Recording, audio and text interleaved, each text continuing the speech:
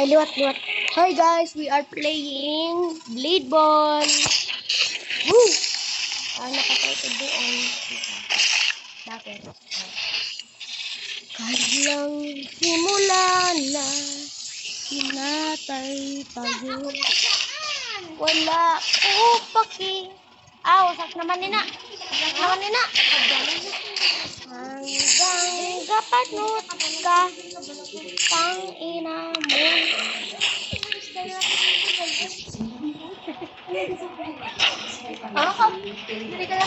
Paano mabak?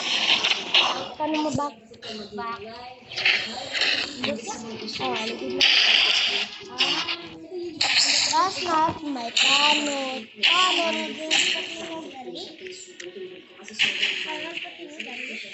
Alangan, buang ka.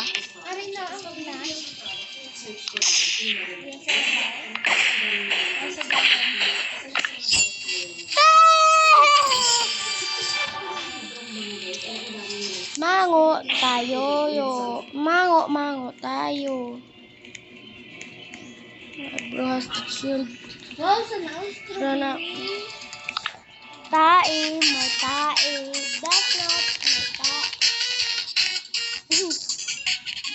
Sa Hong Kong,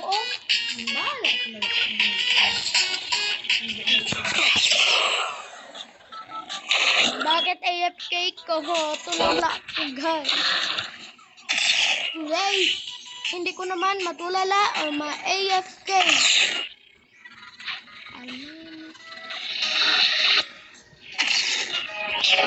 Ba't ba?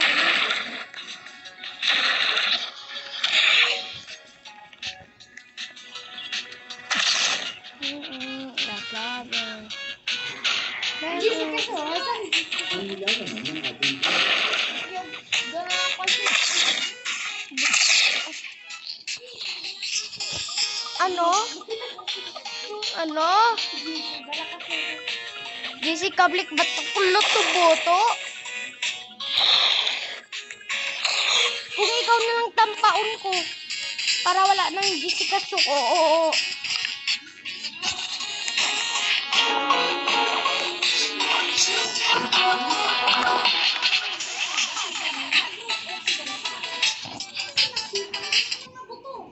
Nang? Sa kinatatakbutang nila na kung tawagin si Bin. 6 na buwan nang hindi pinapatulog si Archie. Nadlok pagyapon niya. Isa rin ang kanilang bahay. Hindi yan. Ako na sa man.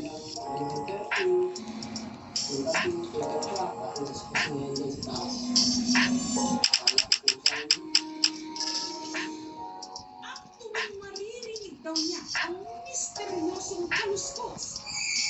Sunod namang naninilipit sa sakit ang kanyang tiyan.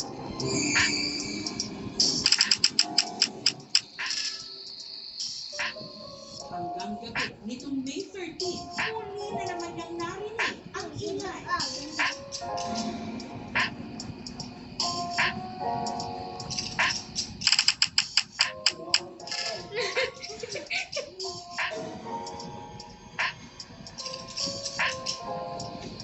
Ito tumambad sa kanya.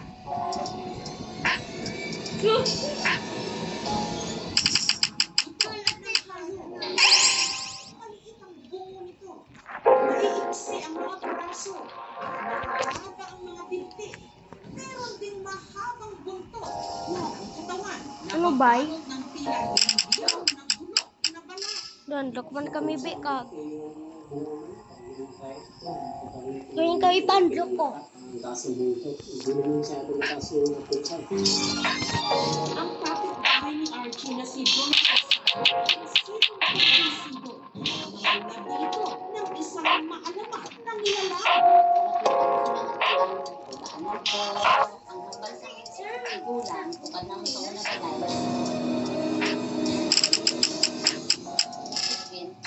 Ang sigit ang sumiksik ng dugo ng kanyang bibig kumahin. Kulat bala. Wait.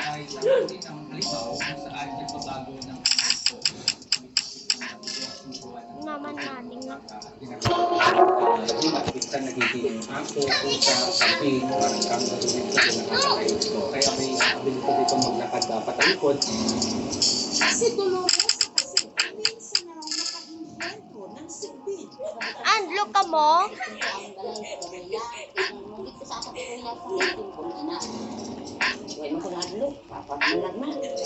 Sa kanilang bayan kasi, matagal na raw usap-usap yung Tagalog ng sigbin na di manong-agaga ng matandang mag-asawa sa kanilang lugar. Magkasakit na yung mag-asawa, namatay daw, tapos parang yung nila, lumisa lang. Sa ilang parte ng Kabisayaan, ang sigbin, pinaniniwalaan din may dalang swerte. Katunayan, meron pang araw mayayamang angka na sadyang nag-aalaga nito. Ang tawag sa kanila, sigbinan. Kaya ang ilan sa mga kapitbahay ni Archie, humihingi ng ngipin at buto nito sa paniniwalang swerte ito sa sugal at negosyo. Ang dami-dami dito araw kaya ko lang. Dahil may araw pa rin daw, sumakasakit ang tiyan ni Archie. So guys, hindi ko pa alam pag-alam ko. Kaya,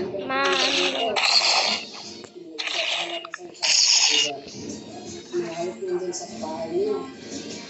Nakulat ako ng lakad kasi hindi niya alam na yung buto na yung kuha na namin.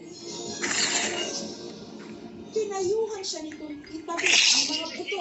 Hinanong ito ni Archie sa tela at saka isili sa washing machine. Pag dito kasi ilagay dito, hindi yun sa safety. Minsan may taga dyan, pusa. Nagdating itong buto nito. Hindi ko hindi ko lang hindi ako bumalik. Marami na rin ang kalteras. Kasi dito yung kagay ko nila sa machine. Hindi naman wala naman pag-ibig sa mga nakakapong salito. Pero madalas pa rin daw siya nakakarinig ng Kristo. Sabi ko, magkakaroon ito. Hindi na ito hindi ko lang sa bahay. Hindi na ito. Sa unang gabi ng interview kay Archie, nag-abang ang aming team hanggang sa that's not susunod my ito problem. ng misteryosong nilalang na nakita sa isang bahay sa bayan ng Sagay sa Negros Occidental. Tita Elba. Hinala ang nilabit ng mas na sigbin. Pusa, ang gusto yung tapos ang laki ng mata, ang kasi dito.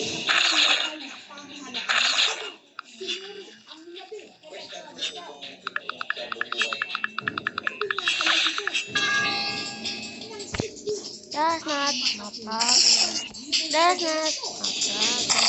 Problem not my problem. That's not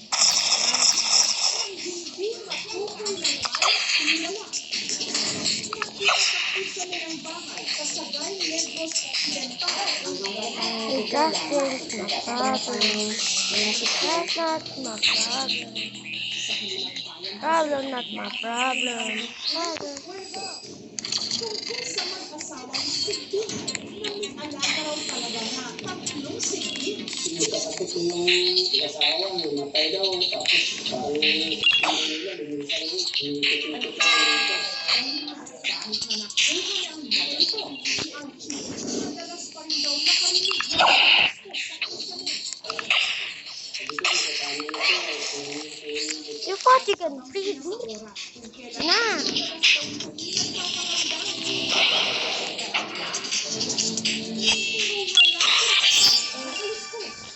Bago pa nila simula ng interview kay Archie, That's not my problem. Problem not my problem. That's not problem. Problem not my problem. Problem not my problem. That's not my problem. Problem not my problem. That's not my problem. sinuri ang That's sagot not my problem.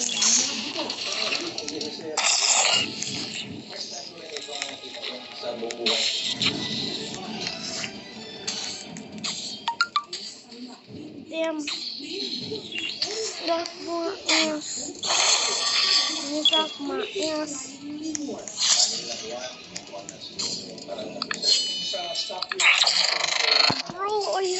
Dad.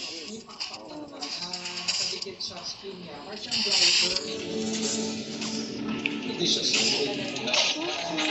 Migrate lang siya dito sa atin. They will change and then hindi dapat katakutan. Samantala, para malaman Okay, guys, ang dahilan that's for ng it. pananakit ng tiyan ni Archie, Wait. ipinasuri siya sa I doktor. need to play something. Problem, not a problem. That's not.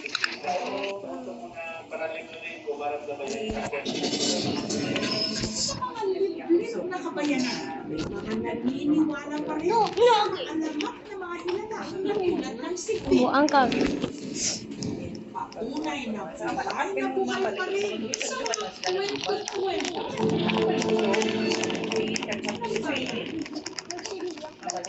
Thank you so much, mga kapuso. Kung nagustuhan niyo po ang video ko po, subscribe na sa GMA Public Affairs YouTube channel. Don't forget to hit the bell button for our latest updates. May aswang sa ano? May aswang sa kusina. Problem. That's not my problem. Problem, not my problem. That's not my problem. Problem. Wala tawan. Problem, my problem. That's not our problem. Guys, nandito ulit tayo sa umisan dito sa Problem, my problem. That's not my problem. Problem, not my problem. Di ba nagbabata din wala pa? Hindi. Ano Tapos malit yung never back down or what. sa teritoryo? That's not my problem. Oh my god, I'm so tired. Where was...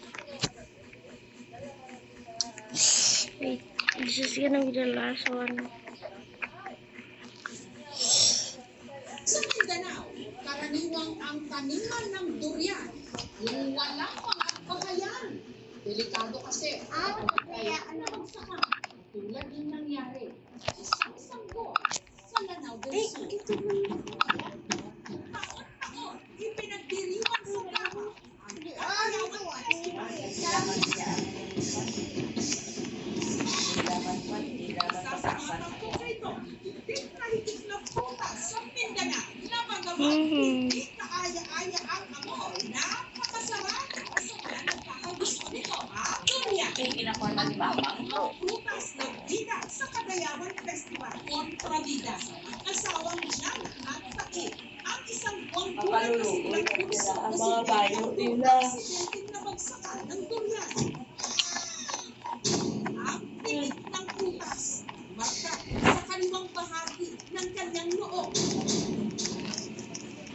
Sa bakurang ito sa Barangay Madaya, sa Malabang, Lanao del Sur, nakatindi ang puno ng durian na 5 metro lang ang layo sa bahay ni Janet. Noong August 4, bigla na nagkaipo-ipo. Ang mga dilaw na bunga ng durian nahulog, inalaw, papunta sa buhunan ni Janet. That's not my problem. Problem, not my problem. That's not my problem.